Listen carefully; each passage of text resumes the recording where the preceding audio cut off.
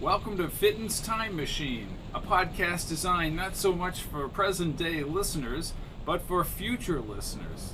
Here's today's blast from the past. Hello everybody, this is Robert Fitton. I'm speaking to you from the year 2015, month of August, nearing the Labor Day weekend. Today we're going back to the year 1963, September of that year, and Labor Day weekend. The setting is just outside Galveston, Texas, along the ocean in a city called Bay Cliff. Your name is Lee Oswald, and with you in a car traveling south is a Latin man named Hernandez. The question to everyone in the future is why Oswald, a loner, a drifter, a man who could not hold a job, is heading down to the coast. Oswald and Hernandez pull up to the house of Robert McEwen. Okay, so what? Oswald could still be that drifter, somehow heading down to the Texas shore along the Gulf. But first of all, let's take a look at Robert McEwen. I think the headline should probably be Robert McEwen on probation for gun running. Second headline, personal friends with Fidel Castro in the early 1960s and the late 1950s. And why was Robert McEwen friends with Fidel Castro? Answer is, he supplied arms to Fidel during the revolution. Another little tidbit about McEwen is he had a visitor in the 1950s, several years prior to the visit by Oswald. Jack Rubenstein, aka Jack Ruby. Yes, folks, Jack Ruby of the Carousel Club and later the murderer of Lee Oswald made an appearance at Robert McEwen's house in the late 50s. So my question is, what the hell did Ruby want with McEwen? Number one, he wanted to get some of his mafia friends out of jail in Cuba, and he was willing to pay McEwen $5,000 apiece to get them out. And he wanted to make a deal to sell jeeps and guns and other assorted armaments to Fidel. That's the setting here as Oswald and Hernandez pull up to the house. Staying with McEwen is his friend Sam Neill, and his wife, God knows why she's running around in a negligee, but she was, is also there. But before we get into the conversation of just what Lee Oswald wanted, or what he said to McEwen, let's remember that McEwen testified under oath to the FBI and to the House Committee on Assassinations. And he also said, and this is important, he was watching his TV after John Kennedy was killed, and when Oswald's face came over the TV, he made the following comment. That's the dirty little bastard who was at my house. Now I recreate that scene in my book and I will play that at the end of this podcast. I want to read from the House Assassinations Committee testimony of McEwen in order to vouch for the authenticity of what I'm saying. Mr. Dodd, you actually met Mr. Oswald? Mr. McEwen, when he came to the door. Mr. Dodd, your statement was that you did not know him. Mr. McEwen, I did not know him.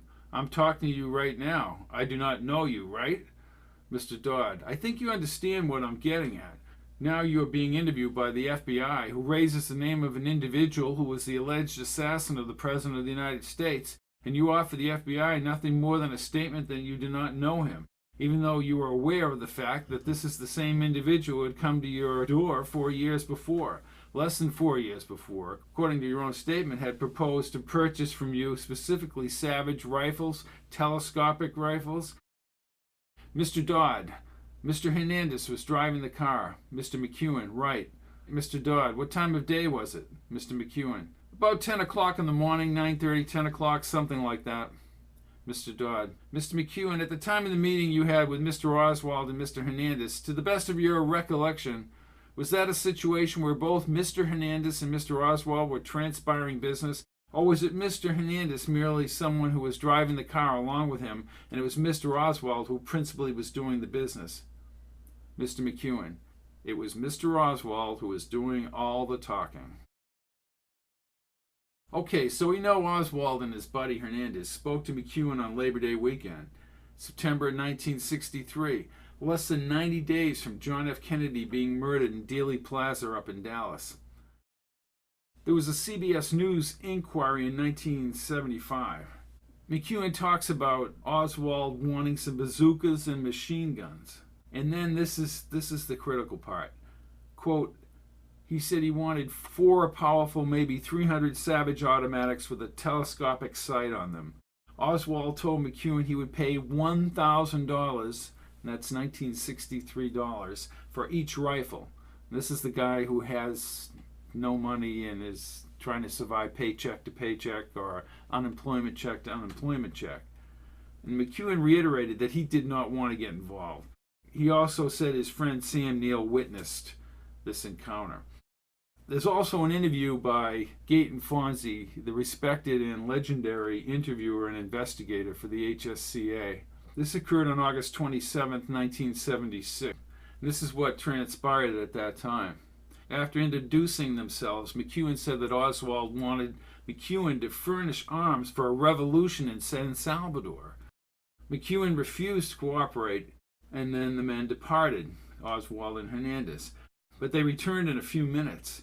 At this time, Oswald asked McEwen to provide 4 high-powered automatic rifles, again with a telescopic lens, and he specifically mentioned the 300 Savage automatics. And Oswald said he was willing to pay up to $10,000. McEwen stated that this man, Lee Harvey Oswald, was the man who allegedly shot President Kennedy. McEwen also said that Sam Neill called him immediately after Oswald was murdered, and he said that he recognized Oswald as the man who had visited the house. Here's the point. It should be pretty clear that Lee Oswald arrived with Hernandez and tried to buy arms from Robert McEwen.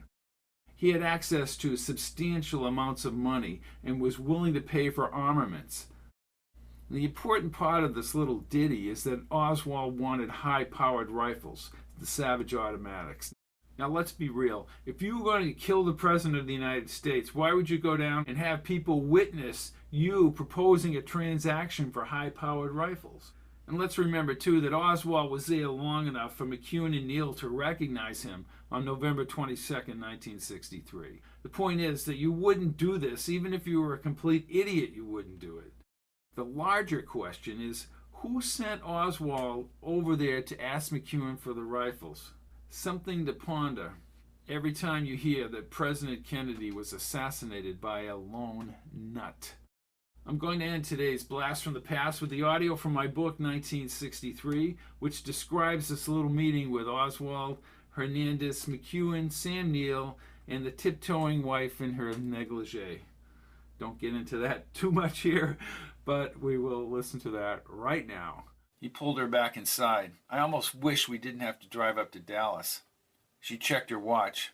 We need to go wait for Oswald. I wonder what they have him doing this morning. Patch turned the Impala into a residential coastal community and parked under a clump of trees up the street from McEwen's spacious home. They waited for nearly half an hour before a white Ford cruised smoothly by them and stopped along the road near the house. He placed the headphones over his ears and turned on the tape recorder. Sherry readied the camera. A distinguished Latin-looking man in a blue suit and Lee Oswald in a short-sleeved shirt walked up the drive toward the house. 2 men holding coffee cups peered out the picture window. A woman in a negligee passed behind them. Oswald knocked on the front door. Patch aimed the amplifier. Sherry snapped several long-range photos. A dark-haired man opened the front door. "My name is Lee Oswald. I've finally found you. You're McEwen, are you not?" "Yes." Patch twisted the audio gain higher. The tape recorder reel spun around as Oswald spoke. "Well, I've looked for you for quite a while, but I'm not sure that you're McEwen. I understand you can supply any amount of arms. Who told you that?" "Guns?" asked Patch. He's asking about guns.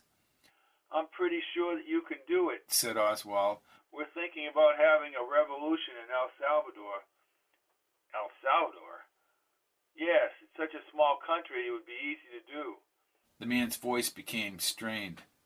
"I want to tell you right now I'm on probation, and I said I'm not about to get mixed up in no damn arms of any kind. Not anymore. I'm in enough trouble as it is. I won't give you nothing."